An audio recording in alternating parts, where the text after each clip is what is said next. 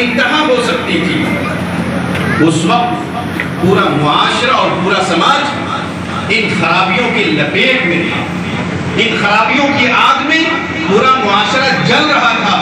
حضرت جعفر رضی اللہ تعالیٰ عنہ نے نجاشی بادشاہ کو سمجھایا، اِنَّا كُنَّا قَوْمًا أَهْلَ جَاهِلِيَّةٍ، کہ بادشاہ حضور ہم لوگ دور جاہلیت میں جی رہے ہیں۔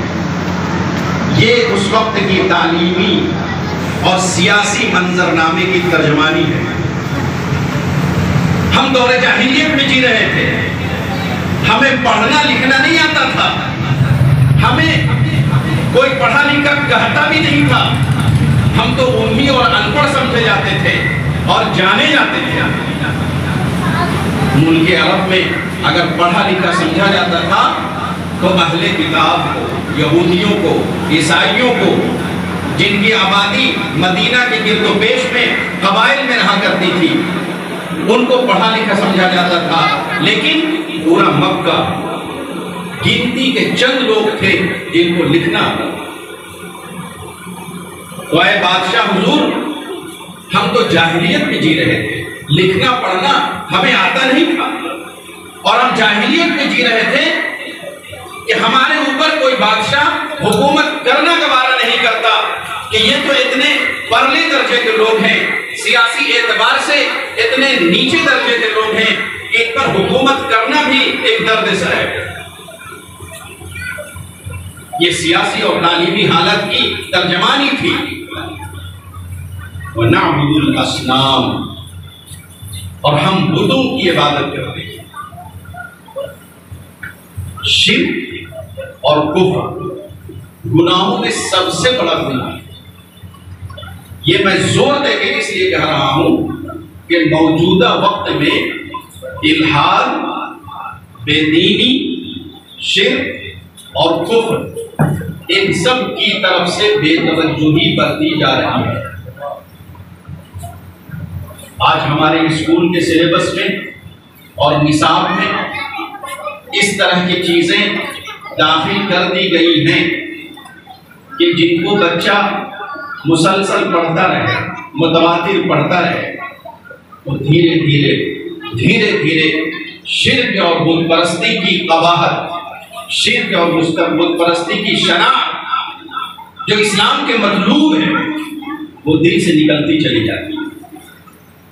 آدمی یوں سمجھنے لگتا ہے کہ جیسے دنیا میں بہت سے مذاہب ہیں، اسلام بھی ایک مذہب، اور مذاہب بھی حق ہیں، اسلام بھی حق ہے۔ ہم اسلام کو مانتے ہیں، کوئی کسی اور مذہب کو مانتا ہے۔ میرے بزرگوں اور دوستوں، اس بات کو اچھی طرح پلے باندھ لیجئے جو قرآن مجید میں ہے، وَمَنْ يَبْتَغِ غَيْرَ الْإِسْلَامِ دِينًا فَلَنْ يُقْبَلَ مِنْهُ۔ اللہ رب العزت کو اگر کوئی دین پسند ہے تو اللہ تبارک و تعالیٰ کا نازل کردہ دین جو اسلام ہے وہ ہر دور میں رہا ہے۔ آخر میں رسول پاک صلی اللہ علیہ وسلم پر اس مذہب کا نزول ہوا۔ یہ وہ مذہب ہے جو اللہ تبارک و تعالیٰ کو مطلوب ہے، محبوب ہے، اور اس کے ماننے کی صورت میں ہی آخرت میں نجات ممکن ہے۔ وحدت ادیان، سارے مذاہب حق ہیں۔ کہنے کو لوگ کہہ جاتے ہیں یہ لاعلمی ہے، یہ لاعلمی ہے۔